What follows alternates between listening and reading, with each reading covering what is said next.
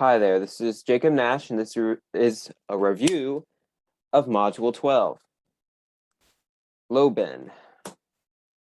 Okay, I always forget that I can't use the spacebar to change slides at first for some reason.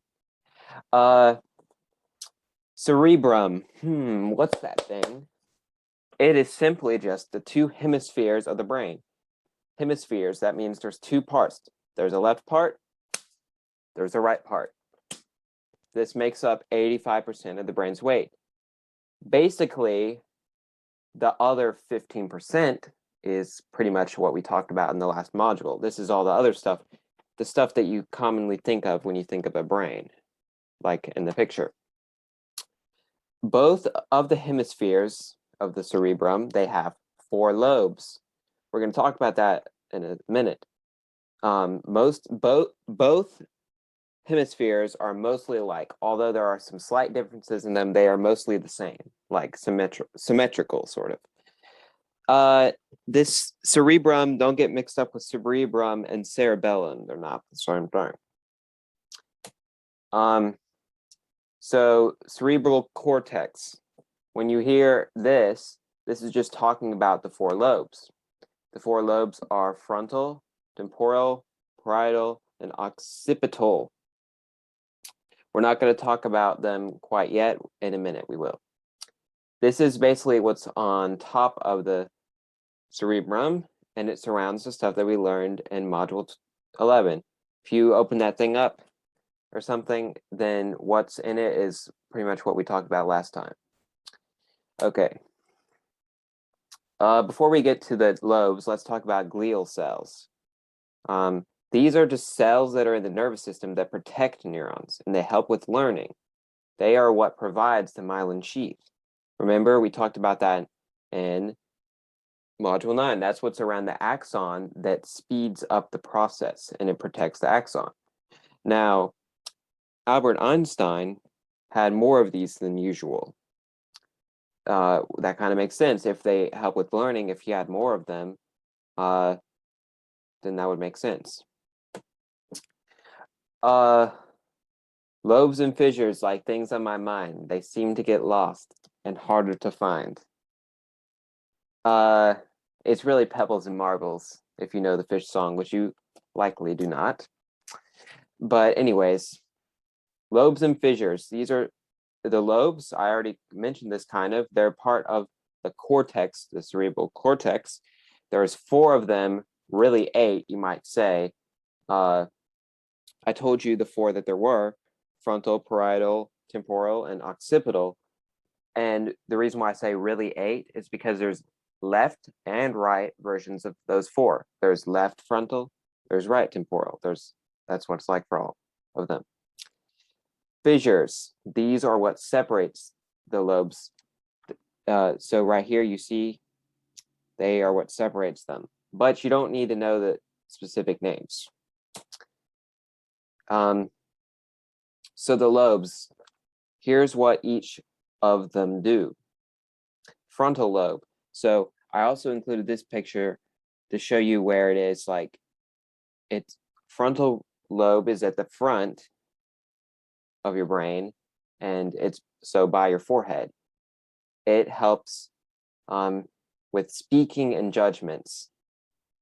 So if you imagine yourself, like, when you're thinking, you might put your hand on your head, you would put it like maybe on your forehead or something to think about something. And then parietal, that's behind it. It's like at the back of your head, but high up. It controls touch and sensory input. We're going to talk a little bit more about some of these things in a second, but that's what you need to remember: touch. Now, temporal, this is like what's pretty much above your ears. Well, at least that's convenient because it's what controls hearing and memory. Occipital, it's at the back of your head, but down low, and it controls vision. So we have one that helps with speaking and judgment. We have one with touch and sensory input. We have one with hearing and memory, and we have one with vision. All right, let's talk about the motor cortex. This is a part of the frontal lobe. Remember, I said that helps with speaking and judgments. See in the picture, the yellow is the frontal lobe. The darker yellow is still part of the frontal lobe, but it is the motor cortex. It's at the end of it, at the end of the frontal lobe. It controls voluntary movements. Voluntary movements, that just means things that you meant to do, like not things that are like, oh, you just do that all of a sudden, like, so, and you need to know that there, like I said, there's a left frontal lobe and there's a right frontal lobe. That means that there's also a left motor cortex and there's a right motor cortex. The left one controls the right movements. The right one controls left movements. Of course, it's backwards, but you need to know that. So let's say Jim Carrey puts up his left hand. Well, he's using the right motor cortex to do that. Or if he puts up his right hand, then he's using the left because it's the left side of his body. That means he's using the right side of his body, he's using the left.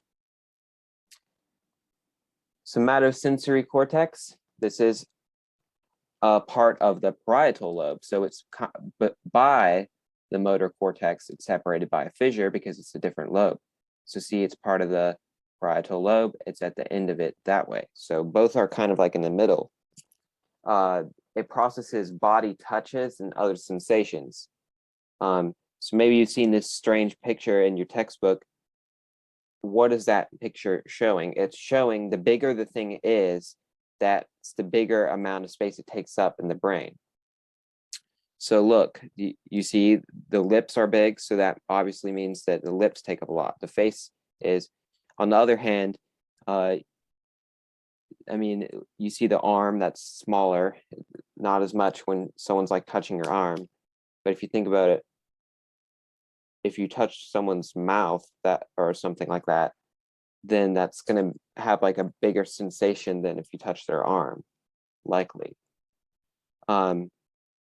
So that's what that picture is showing. Well, here's a good way to remember that. Tomato, potato, tomato, tomato. And obviously that's not really how you pronounce it, but what do you do with a tomato? You hold it in your hand, you put it in your mouth. So that can help you know that your fingers in your hand and your mouth and face are the biggest things that there are. Okay, other cortexes. So we just talked about the somatosensory and we talked about the motor. There's other ones too. Auditory and visual. Auditory goes with the temporal, visual goes with the occipital. I mean, I already told you that's what the definitions of those those lobes were, so that makes sense. So I don't really need to explain what those are because auditory, that obviously relates to hearing, visual relates to seeing. Association areas. These are areas that are in the cortex that only function for learning and speaking. So you see there's motor areas, there's sensory areas that we already talked about, but look at how it's different for the rat, cat, chimpanzee, and human. As you can see, the more intelligent an animal is, the more association areas there are. So look, see the pink, there's not it's kind of glitchy, I can't really see, it doesn't look like there's hardly any pink for the rat or the cat. There's a little bit more for the chimpanzee, but the most for the human. Broca's and Wernicke's areas. So you might think this is Wernicke's or something, but it's like Wundt. You have to say it as a V. And these were named after the people that found out about them. They're like, oh, you found out about that? I'll name it Wernicke. You found out about that? I'll name it Broca's area. So as you can see, Broca's area is in the frontal lobe right there, B. It damage to this. So what you need to know is what would happen if it was damaged. Damage to this causes speaking issues. The other one, Wernicke's, this is in the temporal lobe, and damage to this causes understanding issues. Phineas Gage. So who was this? This was a man that here's a picture of what he looked like. This is what happened to him. He was around in the 1800s.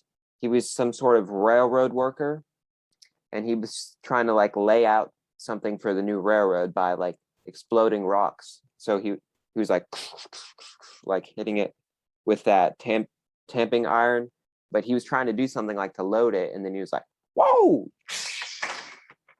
and it somehow shot up and it went through his head. It went in his cheek, it went out the top of his head.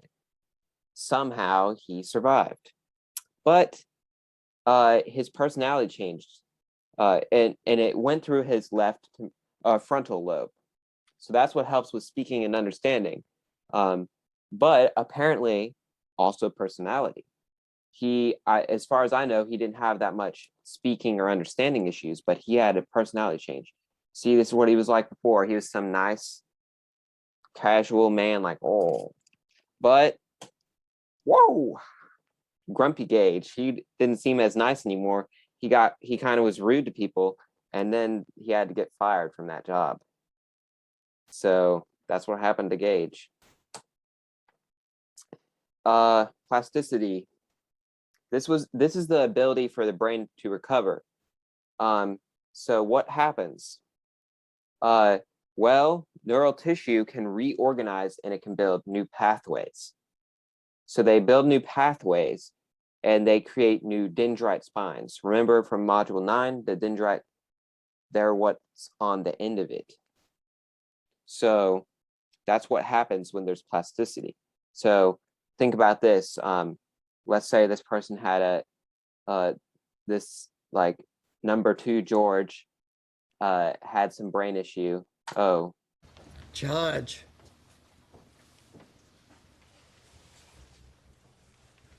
I win.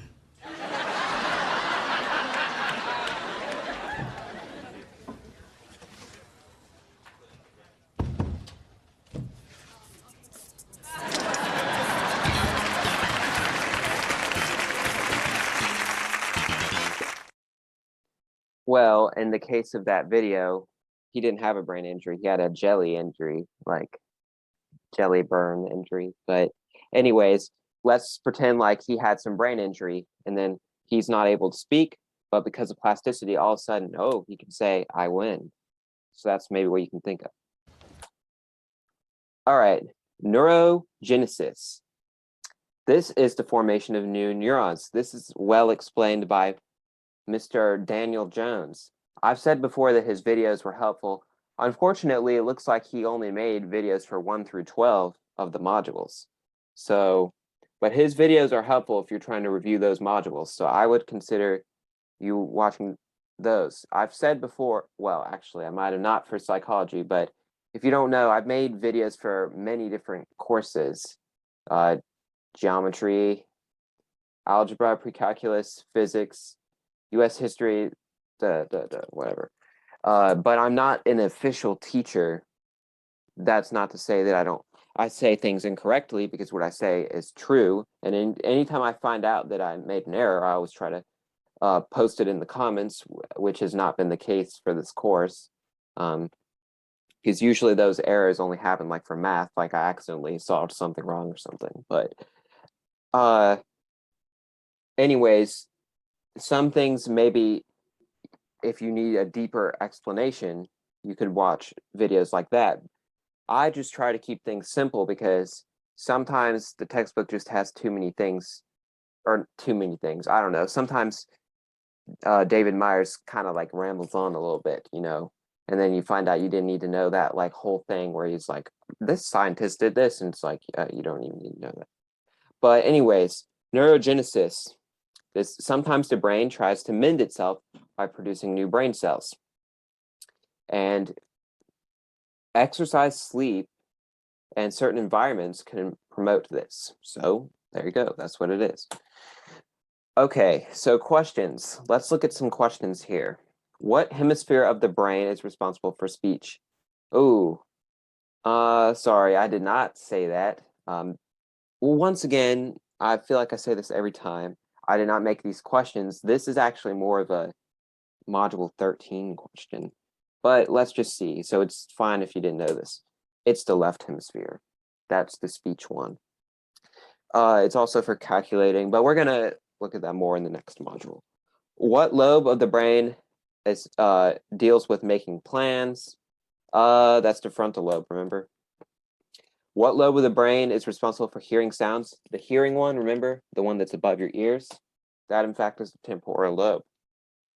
What are the occipital and temporal lobes responsible for? Kind of a weird question, but it's not saying what do they both do together. It's saying like what do they both do separately. Like I don't really know how to explain it. Like it's kind of just saying say what they both do, but it's not saying they do it together. The occipital lobe is responsible for vision, and the temporal lobe is responsible for hearing and language. What structure of the brain separates intellectual ability of humans from animals? Remember that is the association areas, which are in the cerebral cortex. So the differing cerebral cortexes is what it is. So remember that picture of the different animals and then human.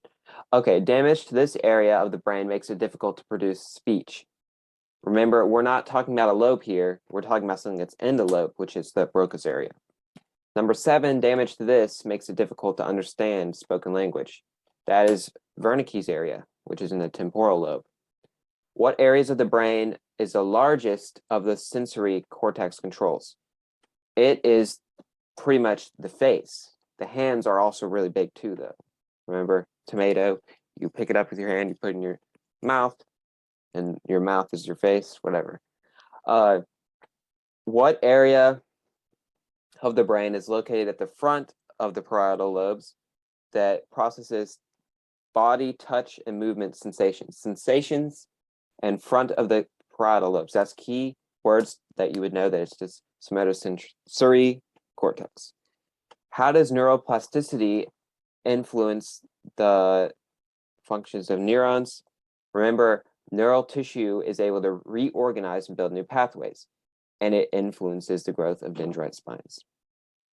What lobe of the brain would interfere with functioning if the left side of the body was damaged? That would be the right parietal lobe. Well, if you think about it, the left side of it, you would have to know that at least that it's a right, the right side of the brain. Why is it the parietal lobe? Well, remember that contains the somatosensory cortex. That's what has your senses. So think about if you had no senses, then your left side of the body would just be like, What 2 areas of the brain, when damaged, could cause aphasia? That is speaking and understanding issues.